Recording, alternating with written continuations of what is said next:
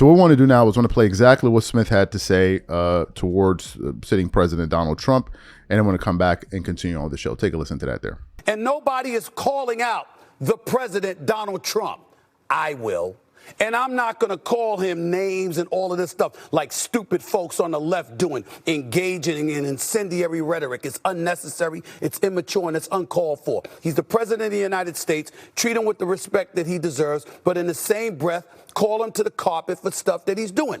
This is the same Donald Trump that looked at folks during the campaign in 2015 and 2024. And he said, what do you got to lose? Okay, well, guess what? He won the popular vote. He won the electoral college vote. He won every swing state, okay? And in the process, his numbers improved from 2020 to 2024 with young blacks, young Hispanics, okay, and young voters, with blacks, Hispanics, and young voters overall. You're forgetting about those people now that you're in office, President Trump? They don't matter now? History doesn't matter? The iniquities of this country didn't matter? The insidious behavior and actions from an historical perspective, we want to ignore all of that? It doesn't go down like that.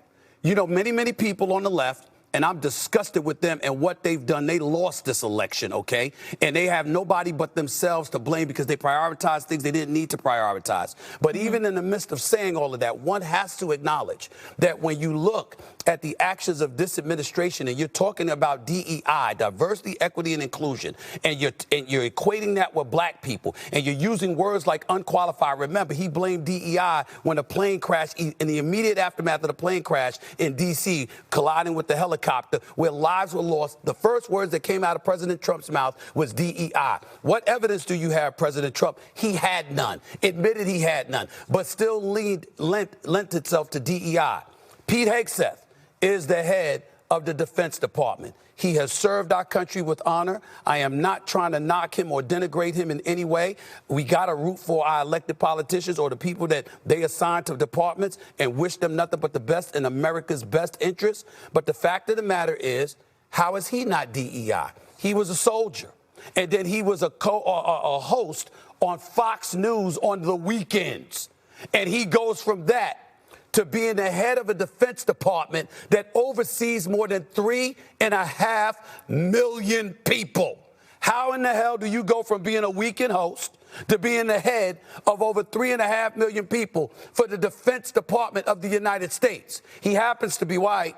And we don't mention DEI when it comes to him. Why not? The biggest beneficiaries of affirmative action and DEI, some would argue, are white women. How come we don't mention that? Why is it always attached to black people?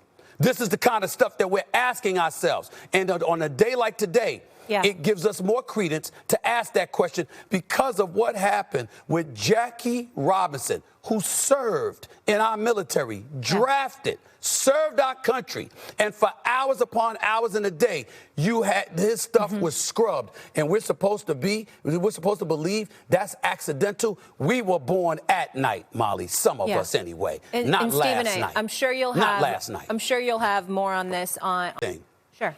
President Trump, I'm happy to sit down with you to have that conversation, sir. I'd love for you to try to defend it. Vice President Vance, you too. Pete Hegseth, you too. Stephen A. Smith is calling you out on national television. I'd love for you to sit down with the cameras rolling and try to defend this. It's ridiculous. Go ahead, Molly. Okay, so you heard what Stephen A. Smith had to say there. I have a lot of thoughts on this. A lot of them. First of all, I think this is just my opinion. And I think it's important that I said just my opinion. It's not an attack on anybody, it's just one person's view. Not like it's the view that needs to be adopted by everybody. There's so many games that's being played in politics and the coverage of it. There's so many people online that just basically sit up there and twerk it up all day long and grift for their audiences, say one thing, holler and scream it. Like it's just a bunch of nonsense, and it's quite transparent to some people. Some people, they buy into it and they really like get hooked on it, and other people can see through it and say, man, these guys are not serious. Okay, so there's that. So let's address Stephen A. Smith quickly. He went at the Democrats, right? And Stephen A. Smith has made it clear that he wants to run for office.